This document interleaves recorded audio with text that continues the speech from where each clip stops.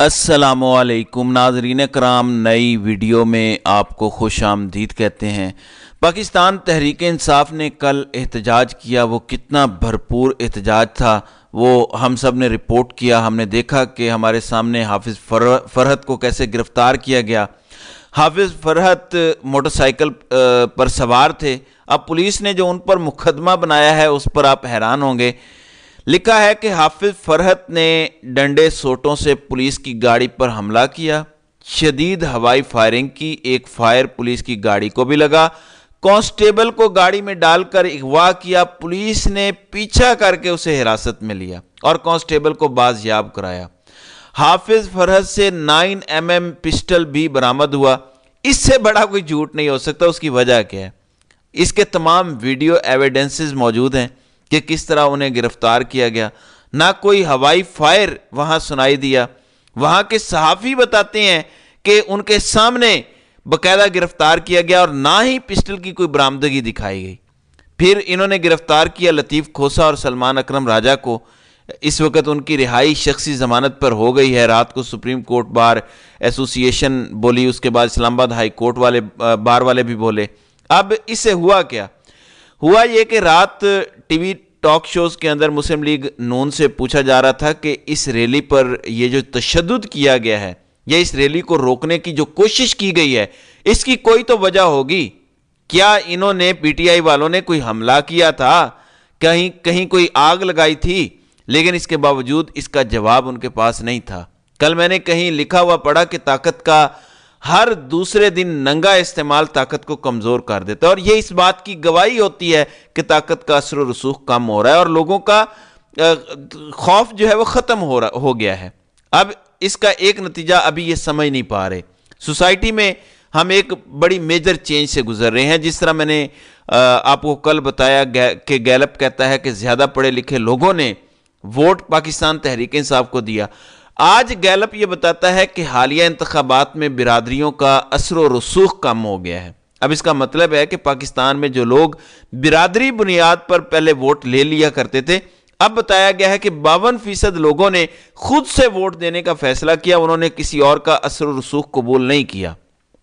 ناظرین اکرام، حافظ فرحت کی طرح کا ہی مقدمہ لطیف کھوسا کے خلاف بھی دائر کیا گیا۔ آج سہیل وڈیچ نے بھی ایک مضمون لکھا کہ کیا پاکستان میں بنگلہ دیش کا ماڈل لایا جا رہا ہے۔ انہوں نے کہا کہیں ایسا نہ ہو بنگلہ دیش کا ماڈل لاتے لاتے پاکستان میں برما کا ماڈل آ جائے۔ پھر انہوں نے کہا کہ ہونا تو یہ چاہیے تھا کہ اب عمران خان کو الیکشن نتائج کے بعد جیل سے نکالتے، بنی گالا لے جاتے، وہاں رکھتے اور ان سے بار بار ملاقاتیں کرتے اور ملاقاتیں کر کے ان کو قائل کرنے کی کوشش کی جاتی۔ لیکن ان کے مطابق عمران خان اور پاکستان تحریک انصاف کے لیے ابھی سیاسی نظام میں کوئی گنجائش نہیں نکالی جا رہی، بلکہ اطلاعات یہ ہیں کہ سختیوں کا دور پھر سے شروع ہوگا۔ گویا ریاست سیاسی استحکام کا راستہ مفاہمت نہیں، دباؤ میں دیکھ رہی ہے۔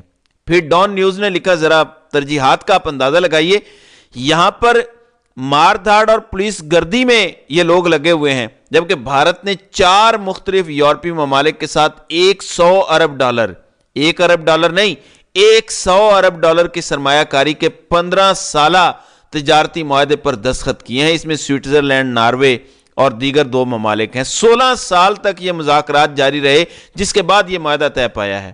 اب اس کے علاوہ وہ کہہ رہے ہیں کہ برطانیہ کے ساتھ بھی ہمارے مذاکرات آخری مراحل میں ہیں، یعنی آپ اگلے چند دنوں کے اندر IMF سے بھیک کا کٹورا مانگنے جا رہے ہیں، پھر اس کے بعد کٹورا اٹھا کے عرب ممالک سے بھیک مانگیں گے کہ ہمیں اللہ کے واسطے کچھ دے دو، جبکہ ہمارا پڑوسی ملک $100 ارب کی سرمایہ کاری کر رہا ہے۔ اس کی وجہ کیا ہے؟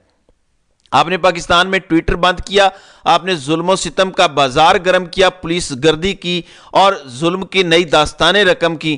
آپ دیکھیں ٹویٹر 1 مہینے سے بند ہے۔ وجہ کیا ہے؟ دھاندلی پہ شور مچتا ہے۔ وجہ یہ ہے کہ جو افسران دھاندلی کرتے ہیں ان کی تصویریں منظر عام پر آ جاتی ہیں۔ جب آپ کی یہ صورتحال ہو تو آپ کے ملک میں سرمایہ کاری کرنے پہ کون قائل ہوگا؟ پھر خبر ہے کہ آج کابینہ حلف اٹھائے گی، جبکہ کابینہ میں وزیر داخلہ بھی حکومت کی مرضی کا نہیں ہے، کابینہ میں وزیر خزانہ بھی آپ کی مرضی کا نہیں ہے۔ تو آپ کو نہیں پتا کہ یہ حکومت کتنی با اختیار ہے؟ جو آپ کو لے کر آئے ہیں وہ محض ٹیشو پیپر کی طرح آپ کا استعمال کر رہے ہیں۔ جب ایسی ملٹری گورنمنٹ ہوگی تو پھر کیوں کوئی ہم پر اعتماد کرنے کو تیار ہوگا؟ پھر سینیٹر جاوید عباسی جن کا تعلق نون لیگ سے ہے، انہوں نے رات کو ڈان نیوز کے پروگرام میں گفتگو کرتے ہوئے کہا کہ پی ڈی ایم کی حکومت پچھلی حکومت تھی۔ انہوں نے لفظ استعمال کیا کہ وہ اسٹیبلشمنٹ کے کہنے پر بنی تھی، کیونکہ تحریک عدم اعتماد میں اس وقت کی اسٹیبلشمنٹ کا مفاد تھا، اور ان کے مطابق مختلف جماعتیں اسٹیبلشمنٹ کے کہنے پر اکٹھی ہوئی تھیں کیونکہ ان کا اس میں ایک مفاد تھا۔ اب ان کے مطابق یہ موجودہ حکومت جو ابھی بنی ہے یہ بھی اسی پی ڈی ایم کی ایکسٹینشن ہے، اور ایک کمپرومائز حکومت کے لیے ڈیلیور کرنا مشکل ہوتا ہے، لیکن مسلم لیگ نون کو ابھی اس بات کی سمجھ نہیں آ رہی۔ دوسری طرف آصف علی زرداری کی صاحبزادی آصفہ زرداری بھٹو، ان کو پاکستان کی فرسٹ لیڈی یعنی خاتون اول بنانے کا فیصلہ کیا گیا۔ اس کی وجہ یہ ہے، آپ جانتے ہیں کہ آصف زرداری کی اہلیہ بے نظیر بھٹو زندہ نہیں ہے۔ عام طور پر ہوتا یہ ہے کہ صدر کی خاتون کی اہلیہ خاتون اول ہوتی ہیں، تو چونکہ وہ زندہ نہیں ہے تو اب ان کی صاحبزادی کو خاتون اول کا سٹیٹس دیا جائے گا، ان کو اسی طرح کا پروٹوکول ملے گا۔ آج سپریم کورٹ میں بھی کچھ ڈیولپمنٹس ہوئیں۔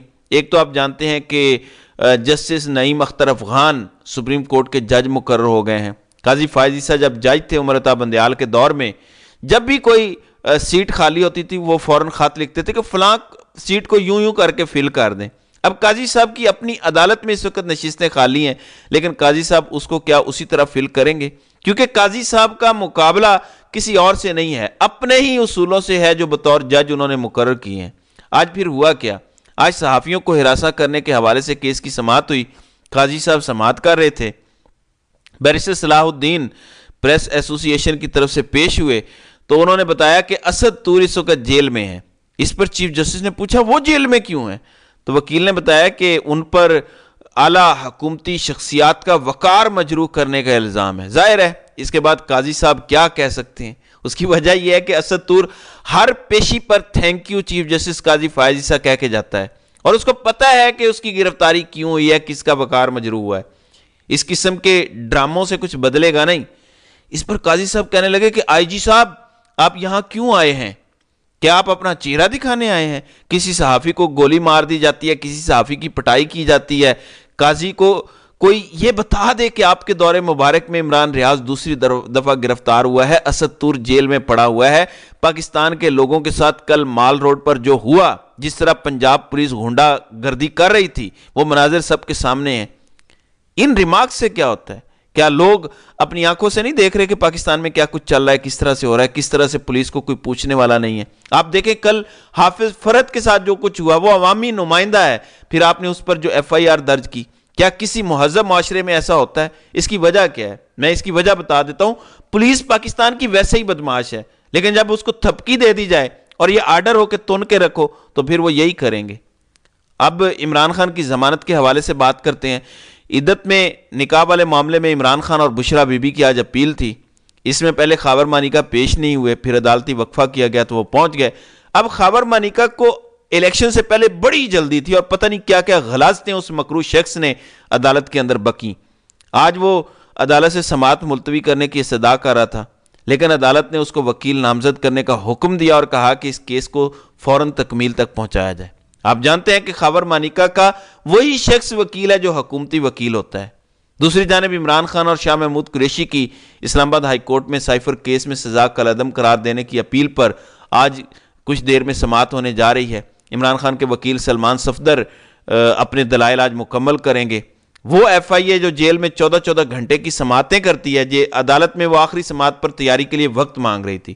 اس پر عدالت نے انہیں کہا کہ ابھی وکیل صفائی کے دلائل ہیں، ان کو دلائل مکمل کرنے دیں۔ وجہ کیا ہے؟ کیوں یہ پیچھے ہٹ رہے ہیں؟ وجہ یہ ہے کہ جس طرح کے کیسز میں انہوں نے گند پھیلایا، خاص طور پر عدت میں نکاح والے کیس میں جو بکواس بکی گئی، اب وہ کیوں نہیں بک پا رہے؟ کیونکہ پاکستان کے لوگوں نے ان کو اس کا شدید برا منایا اور اس کا غصہ ہمیں الیکشن میں دکھا۔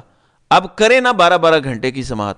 دوسری جانب لاہور ہائی کورٹ میں سنی اتحاد کونسل کی مخصوص نشستیں نہ ملنے کے کیس کی جسٹس عابد عزیز شیخ نے سماعت کی۔ اس پر انہوں نے کہا کہ اس نوعیت کی ایک درخواست اور بھی سنگل بینچ سماعت کر رہا ہے تو اسی بینچ کے سامنے اس درخواست کو بھی پیش کیا جائے، تو انہوں نے اس درخواست کو اب chief justice Lahore high court کے سامنے بھیج دیا ہے۔ اب اس کا فائدہ نہیں ہے کیونکہ پنجاب میں صوبائی اسمبلی کی مخصوص نشستوں پر بھی لوگوں نے اوتھ لے لیا ہے اور قومی اسمبلی کی صورتحال بھی کچھ اس طرح کی ہے، اس لیے اب روکنا جو ہے وہ بے سود ہے۔ تو ناظرین کرام، آپ کی اس ویڈیو کے حوالے سے کیا رائے ہے؟ آپ اپنی رائے کا اظہار کامنٹ سیکشن میں ضرور کیجیے گا۔